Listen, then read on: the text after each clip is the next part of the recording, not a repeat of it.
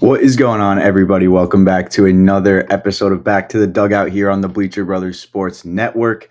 Here on this Monday afternoon, as always, I'm your host, Toby Schulman. We've got the final week in the MLB regular season to preview today, as well as just the slate for today, 4 games to get our Monday started, to get our week started, and then we'll get into obviously the rest of the series that are taking place this coming week that are going to have some pretty big implications for the postseason.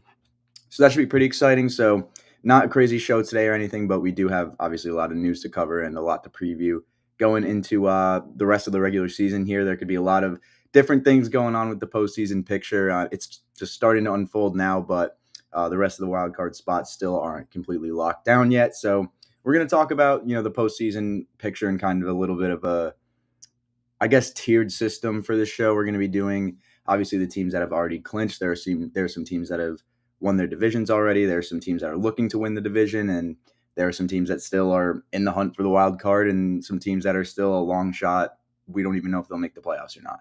So those are kind of the tiers that we're going to go along. It's not going to be, just reviewing the week or weekend in baseball anymore. Really, we're now getting into the point in the season where these teams are starting to really realize like now is like when we got to start winning games, or else maybe the season over. So getting into the teams that have already clinched their postseason berth at least. In the American League, the New York Yankees have clinched the postseason at least. They have not clinched the American League East Division, but the Cleveland Guardians have actually won their AL Central Division, which I thought at least the East would have been settled before the Central was, but just pretty surprising thing there that the West is still not settled, but the Astros, it seems like they're going to win it. I wouldn't think that the Mariners would take it at this point. I feel like the Astros have been in control of it for long enough there, but they're still not technically clinched yet. Their magic number is pretty small though. In the NL, the Phillies, they've clinched already. They haven't clinched the division though, very close to that. The NL Central has been clinched by the Brewers, and the Dodgers are still waiting to clinch. I believe the NL West. I think they already did clinch the postseason berth. So those are the teams that are already clinched, or the Astros, who are still looking to clinch in the very near future. But the teams that are looking like, I don't want to say wild card locks, but teams that are looking like they are going to secure their spot in the wild card. To me, it's only really two certain second place teams that I feel like are going to make it. And that's the Orioles and the Padres. We'll talk about obviously all these teams. We'll break down what the rest of their season looks like and how they could get to the postseason and maintain their spots if they are, in my mind, wild card locks. But those are the only two teams that I think are in the wild card picture right now that aren't going to win their division, that I think for sure will be in the postseason picture.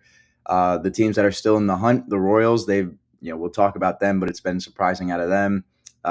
Detroit, they're still in the hunt too, and they're getting really close, as well as the Twins, the Mariners, the Mets, the Diamondbacks.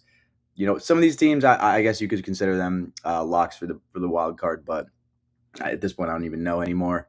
And then the long shots, we've got the Rays, the Red Sox, and the Braves, teams that I think could go on a run this week and possibly sneak in if all hell breaks loose in the league. But with this season and how unpredictable it's been, I feel like we could honestly get any of these teams that I talk about today getting a wild card spot. So I'm just excited to preview it. But let's just get right back into the American League just to I guess get the preview started. The New York Yankees, they are not far at all from clinching the American League East. The magic number is now down to 1. So if the Yankees win any of their remaining 6 games or the Orioles lose any of their remaining 6 games, the Yankees clinch the entire division. And the Yankees have a series against the Orioles coming up this week. So just avoiding a series sweep would essentially make the Yankees clinch the American League East. They've been on a huge stretch lately. They've won 8 of their last 10, going 8-2 over that stretch. They took a much-needed sweep over the Oakland A's in the second-to-last series ever at the historic Oakland Coliseum, which is pretty sad. But, I mean, you think about baseball history in general and just the way Yankees have dominated at every franchise, and I feel like it's only right with the Oakland A's coming to an end that the Yankees come in and at least sweep to end their time at the historic venue. I feel like that's only right. Convincing wins in pretty much every single one of them. 10-0 win in game 2 as well, so that was a really good one there. They did what they had to do. Obviously, going into Oakland, you expect them to actually go in and sweep, especially at this point in the season. The games are too pivotal not to go in there and just sweep, and they really have just taken this team, I think, above expectations to what many fans would have set them at for the final couple weeks of the season. I feel like a lot of Yankee fans just wanted the Yankees to stay afloat for the final month or two, and now they're just playing amazing baseball, and they actually look like they are a very serious contender. Seem to have gotten that momentum back that they had in the early stages of the season, and that just proves that in a 162 game season, it is just too long. It's too long to count any team out, no matter how bad they slump. And this Yankees team, I feel like that summer month just slump was such a distant memory to them, but it just seems like a totally different team now. They wrap up their 2024 regular season with a 6-game homestand, so I think that looking to clinch the American League East and playing 6 final games at home, there's no excuse there. You have to win just one of those. But looking at the 6 games, it's really not that easy. I know 1 out of 6, it should be very doable, especially for a team that's been playing as good as the Yankees have been playing. But the pitching matchups are tough, and this Orioles team is going to be very, very hungry. They know that their only shot at winning the division is sweeping at New York this week. So I think they're going to be giving them their best every single game. While I don't think the offense and the entire team as a whole is very good right now, I think that somehow they're going to give the Yankees some trouble in that series. Uh, Again, they avoid the sweep, they clinch, but if they somehow get swept, then they have to go up against Pittsburgh, and those first 2 games are against Jared Jones and Paul Skeens. 2 guys that I think the Yankees would definitely struggle with. Jared Jones slightly regressed in the second half after I believe that was a lat injury, but Paul Skeens was definitely going to give this Yankees team some trouble and definitely going to make them strike out a lot. But if Jared Jones can put together a good start, I mean, it could get interesting for the Yankees here down the stretch, but I think ultimately they will avoid a sweep against the Orioles. They're just not playing good baseball right now. But we'll talk about that later on. Moving on to the only other team in the American League currently clinched, that is the Cleveland Guardians, who are 6-4 in their last 10. They lost a series to the Cardinals, and yet they still managed to clinch the AL Central just because, honestly, the 2 other previous contending wildcard teams have just been playing so bad. But again, we'll talk about that later on in this episode. They clinched the AL Central for the 5th time since 2016, which is just dominance.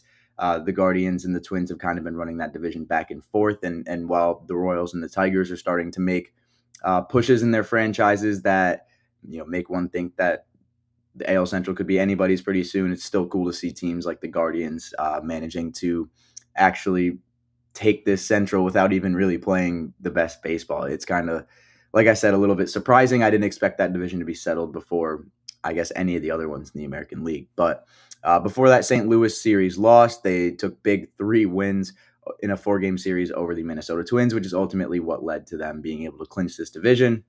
So kind of just overlook the loss to the Cardinals and more emphasized how good they played against the Twins this week. Jose Ramirez hit nearly 400, and as well as Kyle Manzardo, he hit 429, and Andres Jimenez, he hit 321. So some guys that haven't put up, the best offensive production. Obviously, J-Ram's been doing it all year, but Manzardo getting going here in the late half of the season is huge, as well as Andres Jimenez. And when you combine the defense that he plays at second base with his bat being that good for a week or 2 at a time, that's going to be so crucial for them in the postseason, especially. And on the mound for them, they really just need anybody to give them quality starts till they get to Emmanuel Clase. And I feel like I say that every single episode, but it's true.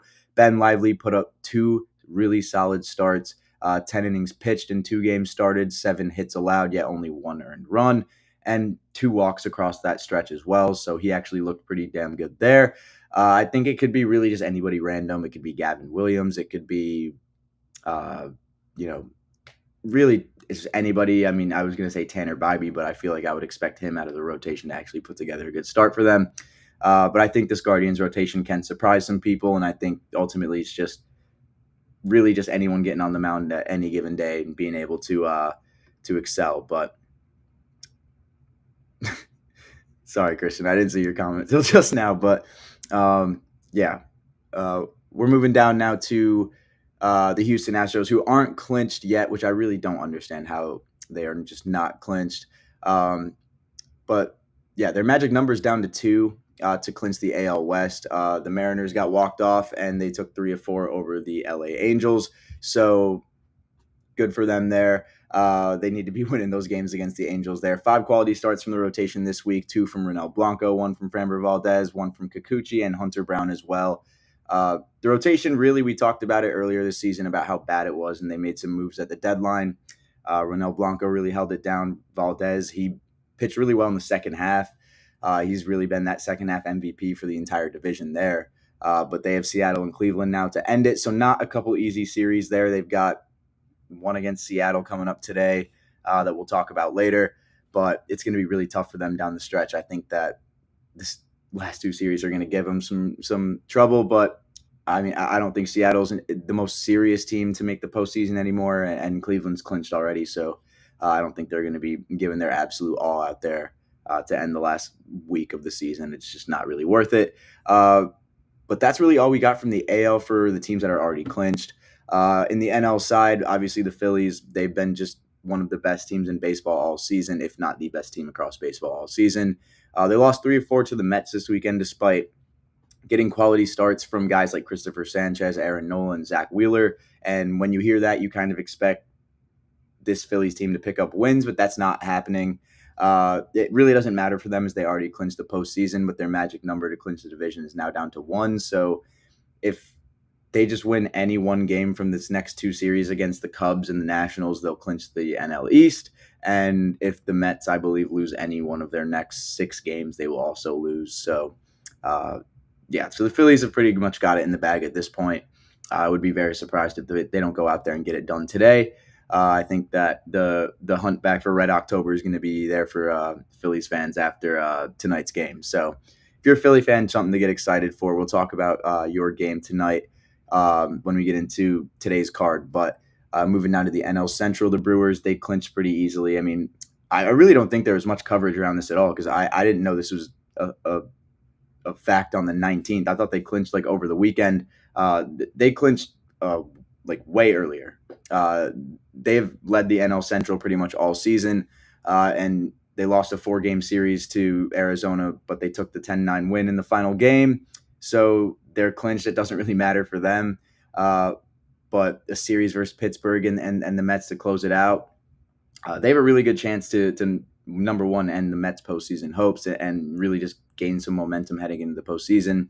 But they're going to see some decent pitching too at the end of this season, whether it's from the Pirates or the Mets. They're going to see some decent starters, some guys who could go the distance in games.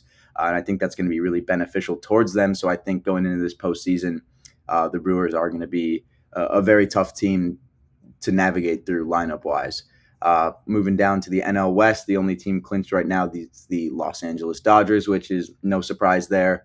Shohei Ohtani put up probably one of the greatest offensive single-game stat lines that I think we will ever see in a game. Now, we see just random 4 home runs, sometimes 3 home runs, those games. Sometimes, occasionally, we saw a bunch of 3 home run games this year. And there's that effect of just you don't know who's going to be the one to do it. Lawrence Butler doing it twice for the A's. I'm trying to think off the Pavin Smith doing it for the Diamondbacks. And Ohtani did it against the Miami Marlins at Lone Depot Park this year. And Christian, I'm sorry if you're still watching this, man, but it was seriously one of the most just disappointing performances by a Major League Baseball team that I've ever seen. The Marlins really just look just brutal. And it's hard to not give up 20 runs when you've got Ohtani going 6 for 6 with 10 RBIs, 3 home runs, and 2 stolen bases in a single game. I just really don't understand how that's a possible stat line in 2024. That is really, I think he had 17 total bases in that game, and just obviously hit the 50-50 mark that game as well. Respect to Skip Schumacher, at least for not walking Ohtani. He definitely could have. I think he said like F that or something. He was like mouthing that in the dugout or saying, I've got too much respect for Ohtani to do that.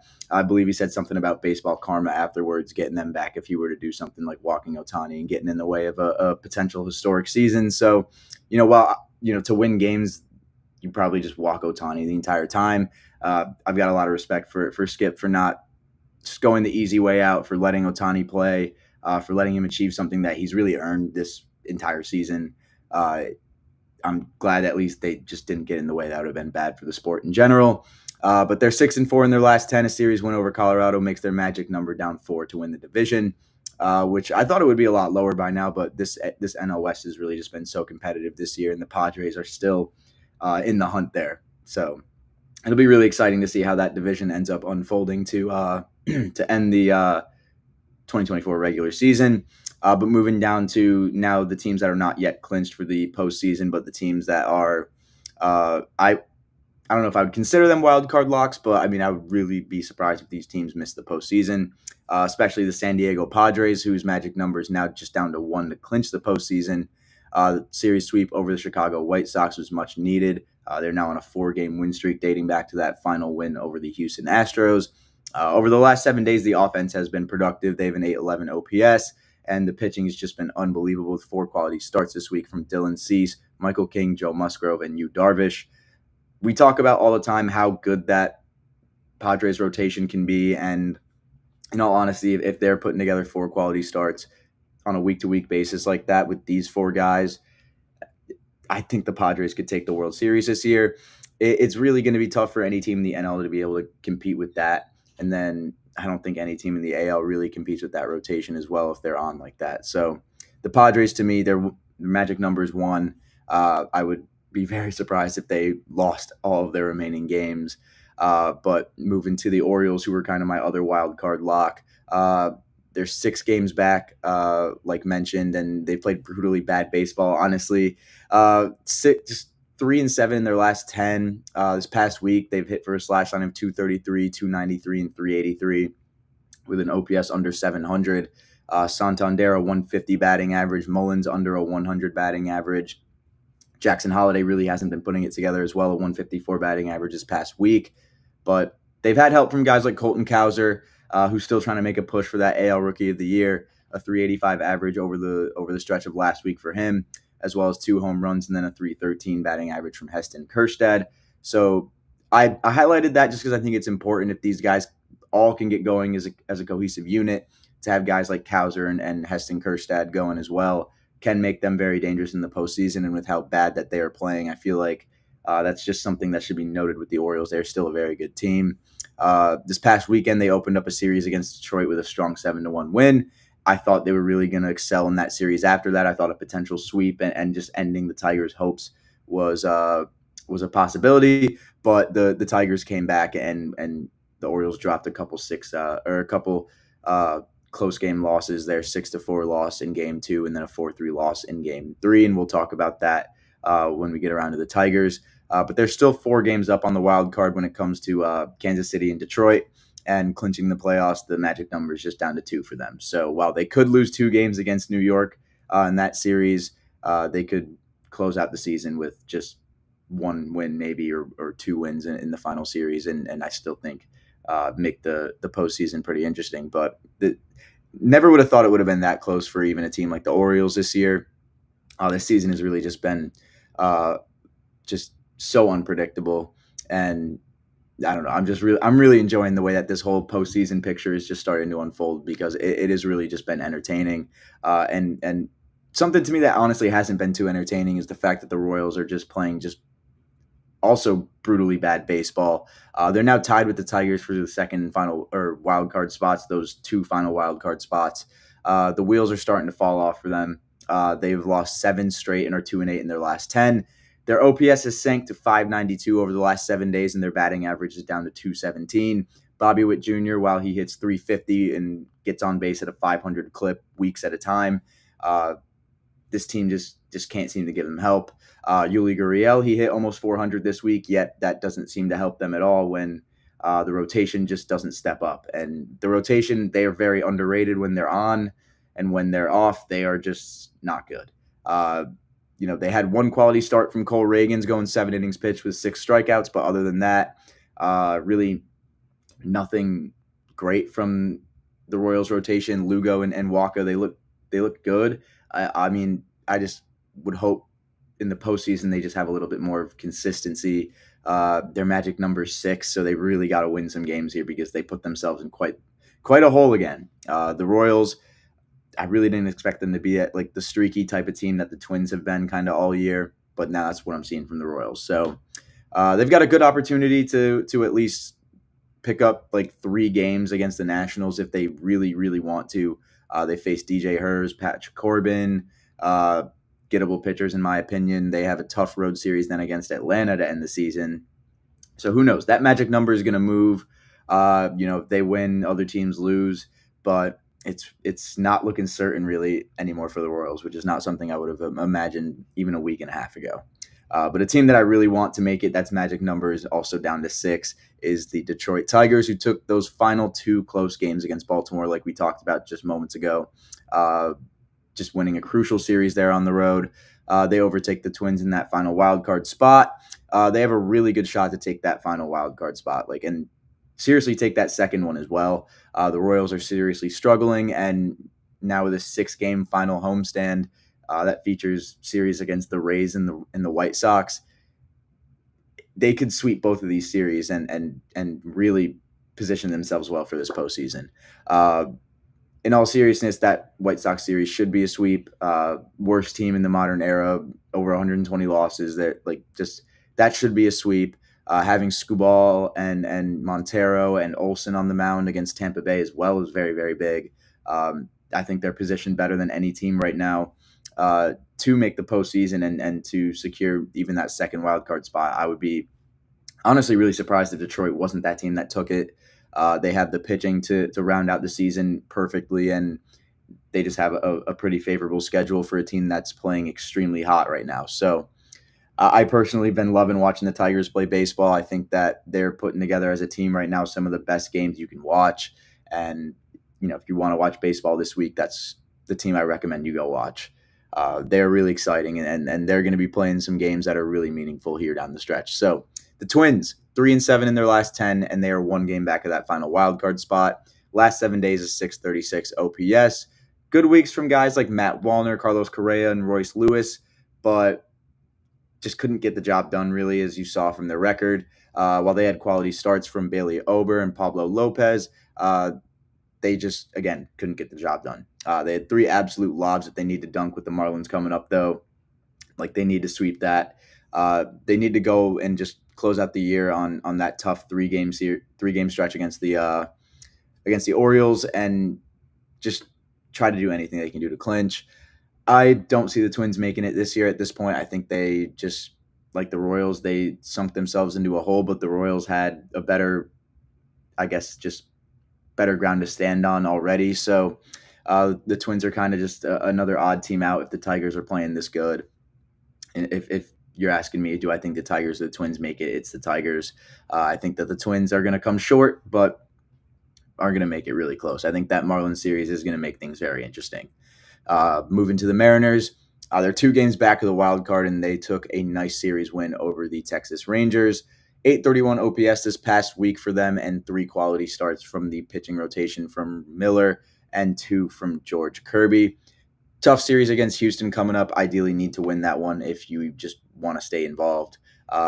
They can finish it out strong against the A's if they actually are able to take that final series of the season against Houston. They have a really gettable series there to end it off on in 2024 against the Oakland A's. So I wouldn't say they really control their own destiny at this point, but they really do have a say. They've got some good pitching matchups, and the offense is playing good right now. J-Rod's hitting really well right now. So I think this is going to be a really interesting end of the stretch for the Seattle Mariners. And, we'll just have to see if they can get it done. But the New York Mets are the next team here that are still in the hunt with an 847 OPS from the Mets offense this past week. They were able to take that series from the Phillies, like I mentioned earlier. 2 quality starts from Sean Manaea, 1 from David Peterson, 1 from Jose Quintana, Tyler McGill, and Luis Severino. Another really underrated rotation that is not necessarily underrated, but they just are really clicking right now. They seem to hit this solid stretch here in like the August, September stretch of the second half, and it's really done wonders for them. Everybody's just seeming to go over what their lines are for things like outs and just they seem to put together quality starts just day in and day out. They're a really underrated team that I think if they can get hot here to end this final week, can position themselves beautifully for the postseason. Uh, so, like I said, six total quality starts from that starting rotation this past week, which is unbelievable. They're playing great baseball, like I mentioned, but their final 6 games will be a test. They have Atlanta and Milwaukee both on the road, and their magic number is now down to 5. So we'll see. It's going to be tough. I think that Atlanta series they are going to come away with, and I think that Milwaukee one they actually can win as well. Both on the road, it's going to be tough, but with the Brewers already being clinched, I don't think it's going to be as much of a challenge as it would be otherwise. So I think the Mets are in a pretty decent spot here. Moving on to the final team here from the kind of in the hunt tier of these wild card teams, and it's the Arizona Diamondbacks. This is a team that I really wish would be kind of more of a lock for it because I want to see them make a run in the postseason again. They took a big series win over the Brewers and won 5 straight before losing the final game of that Brewers series. Big week for Ketel Marte, hitting 3 home runs and nearly a 350 batting average with 8 walks. Saw the ball incredibly well.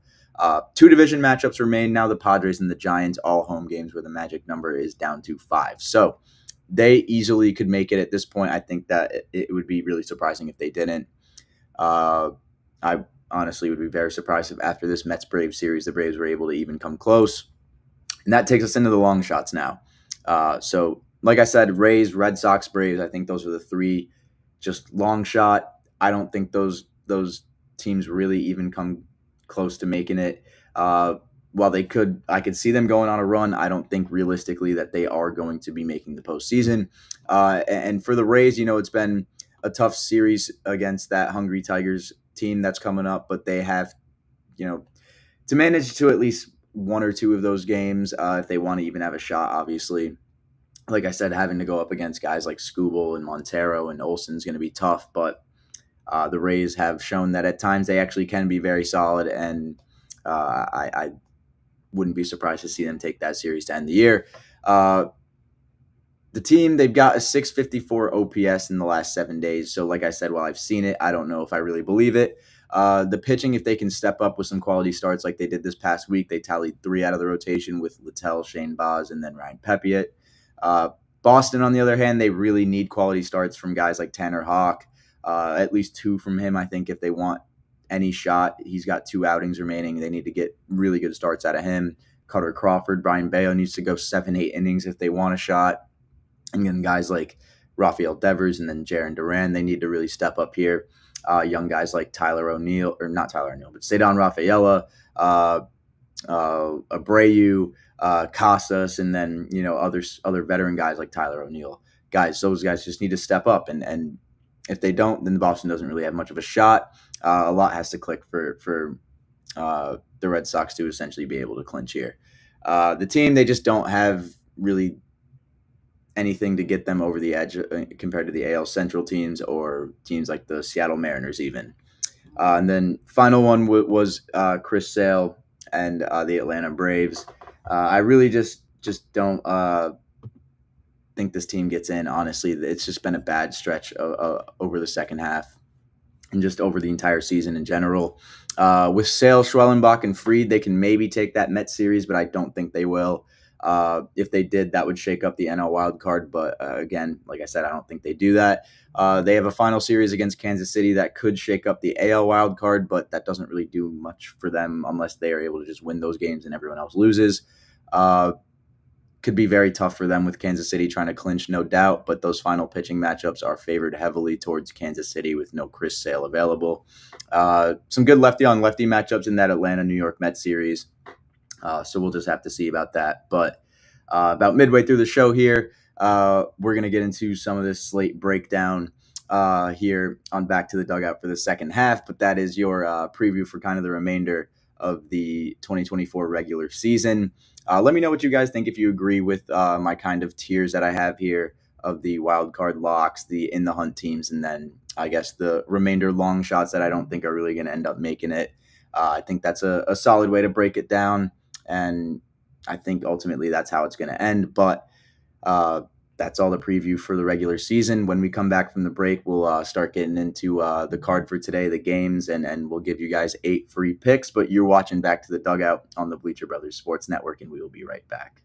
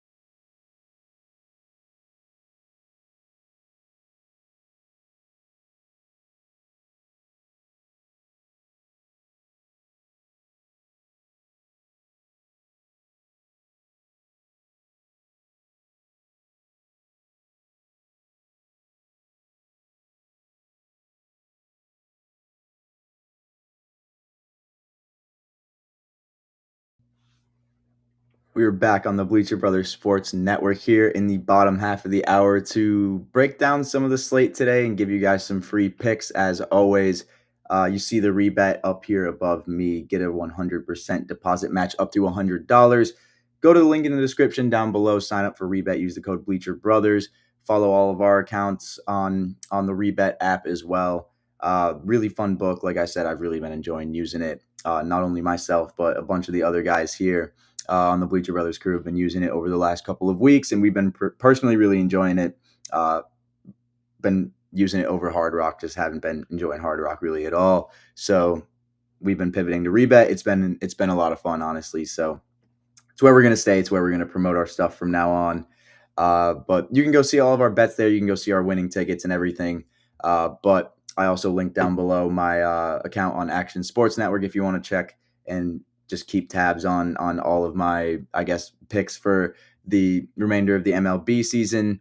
I've been keeping a tab on there ever since I've been doing like the daily pick article series on the Bleacher Brothers website. But to kind of just recap, this past week, I believe we went 16-8. So decent ROI there. Honestly, not a terrible week in terms of just, straight hitting props, but we didn't have nearly the same week we had previously with the SGPs. So we cut those out in the middle of the week to try and uh, save a little bit. And luckily, that was the right play because we did end up going on a little bit of a heater this weekend, hitting like 6 straight picks and then going 2 for 3 yesterday. Unfortunately, Luis Gill had to put together a solid start there and go 5.1 innings instead of 5.0, but that's just how it goes sometimes. But for today, we've got obviously 4 games, like I've mentioned already. Small slate today, but with travel days and the season winding down, obviously, you get weird days like this. And some of the slates have been honestly pretty weird, but we still managed to get some picks out. So, first game on the Monday slate for today, we've got the Chicago Cubs going into Citizens Bank Park to take on the Philadelphia Phillies. We got Nate Pearson on the mound, who's 2-2 against Aaron Nola, who's 12-8. And for the picks today, I'm going with the Phillies on the money line, and I'm also going with Aaron Nola to total over 18.5 outs there. When I checked last night, that was at plus 150 odds there. Consensus odds on Action Sports Network. So whatever book you're using may be a little different, but should be plus odds nonetheless. So the Phillies, the magic number to clinch the NL East, like we said, is just 1. And with a win against the Cubs, that would get the job done. This is Nate Pearson's first start with the Chicago Cubs. I believe he's probably just going to be an opener in this case. He's been decent in 16 games with the Cubs though. 3.13 ERA, and he's been well above league average with a 131 ERA plus. He's lowered his walks per nine rate down with the Cubs to 1.2, and it'll be interesting to see how he fends against a great offense like the Philadelphia Phillies to open up a game. I don't think this is something Pearson's really used to doing in the last 3 years. So I'll be very intrigued to see how he does against a Phillies lineup that has a lot of really good hitters that are looking to clinch the division tonight. But Aaron Nola over the last couple of months, he's looked sharp on the mound. He's only gone less than 5 innings pitched twice in the last 2 months, dating back to August 5th. He's coming off of a strong 7 inning outing against the Brewers, and that's, like I said, just a tough lineup to navigate with guys like Willy Adames and William Contreras. And then even from the left side, guys like when he's healthy, Christian Yelich, other guys like Garrett Mitchell and Sal Frelick and just Jackson Chourio. List goes on. Don't even have to say anything more about the Brewers. Really, you know it's a tough enough lineup to get through. So that I think speaks enough to how good Nola's been over the last couple of months. Against Nola, the Cubs, they have a 178 batting average and an OPS of 513. So I feel pretty good about Nola going strong in this game. He's got a 1.29 ERA over the last 7 days. The Phillies, they're 4-1 in their last 5 games against a team with a winning record. So I like them today. Give me them on the money line to clinch the NL East tonight. And Aaron Nola going over that 18.5 outs. Just the way he's been pitching recently. While the odds, they may not be in our favor here, I think that's just great value. While I haven't decided whether that's going to be the bleacher bet pick of the day or not for the slate, that's definitely one that's in contention for it. But moving down to the second game of the slate, I have the Boston Red Sox at Toronto Blue Jays. And moving into the Rogers Center, we've got Tanner Houck coming in with an 8-10 record and Chris Bassett with a 10-13 record. So for the picks, I went for a 2-leg same game parlay for this one. Just couldn't for the life of me pick an outcome to this game or decide what the total could be. So I really just I went 2 player props here. We've got Vlad Jr. and Masataka Yoshida to go over half of a hit. I think that's simple. I think it's not crazy. To me, Tanner Houck could go out there and give a really strong outing, and so could Chris Bassett, or they could just totally not, and we could have a huge run total. I don't know. I can't just for the life of me for this game get an outcome or a run total prediction out for it. So I went with those two. It was a plus 162 parlay, so decent value there. And it's not just, picking 2 random names out of a hat or anything. Obviously, Vlad Jr., you don't really have to speak too much to, but he hits 333 against Tanner Houck with 5 hits and 15 at-bats. Lately, he's been hitting exceptionally well. 10 hits in the last 5 games, and then 9 hits in his last 10 games. Or no, that's wrong. They're obviously more than that, but I think it's 19 hits in the last 10 games or something then. But yeah, he's been absolutely unreal. So we're going to go with him to get a hit, obviously, there. And then Yoshida with a 375 average against Chris Bassett in 16 at-bats, hasn't gotten a hit in 2 games. So I feel like Yoshida's due. He's a guy who is a decent enough contactor to the point where I feel like against a pretty mediocre right-hander like Chris Bassett, he should be getting on base. Somebody he performs well against, so I just threw him in there for the SGP. I think those 2 guys are just the far more likely guys to get hits today. And at plus 162, not bad value there at all for the second game. The Red Sox, they are coming into the Rogers Center for a 3-game set, and it's almost like a must sweep for them there. So that's kind of also why I think Yoshida would excel at the plate. He's got added pressure to him today. When Chris Bassett's on the mound for the Blue Jays, they've been pretty cold lately, especially when they're at home. And they're favorited from minus 110 to minus 150. They're 0-5 the last time the odds have been that way for them. So I'm not too high on the Blue Jays to win this game. Both offenses, they don't particularly produce well at this point against one another, but I can't make a prediction based on that. I really can't. It's been a bit tricky to actually go out and be able to come up with anything other than player props for that game. It's a pretty tough one to predict. These down the stretch division games that means something but not the most. It's tough. But now we get into a division matchup that actually means quite a bit. And this is going to be a game that I'm watching very closely tonight, and that's the Seattle Mariners at the Houston Astros. On the mound, we got two 11-8 pitchers, and Bryce Miller and Hunter Brown, both going to be throwing from the right-hand side. And for the picks, I've got Bryce Miller to go under 2.5 earned runs, and then I've got Julio Rodriguez over 1.5 total bases. And I didn't add this in there, but if you want to throw Jose Altuve to get a hit in a parlay or something, he's got great numbers against Bryce Miller, so I would consider tailing that if you're not a Mariners believer in this game. But with the Astros magic number to clinch the division just down to 2. Taking a game 1 for the Astros here is huge, but the Mariners know that, and I think they're going to come in and really, really excel. The Mariners, they know that their backs are against the wall. They just have to scrape out any win at this point that they can get. Just take it a game at a time, one start at a time, and I feel like that's the best way to think about this. And you have to pivot to the best players on the team. You have to pivot to the starters to go get it done, and that's what we're doing. We're going with Julio Rodriguez here, who's been really, really good lately. To get closer to the postseason berth, it's undoubtedly going to take a postseason or a whole team effort to get to the postseason. But that's not always something you can rely upon with this Mariners offense. I just feel like it's much more likely that Julio Rodriguez gets over that 1.5 total baseline. Well, it's plus odds today. I mean, again, value there in that pick.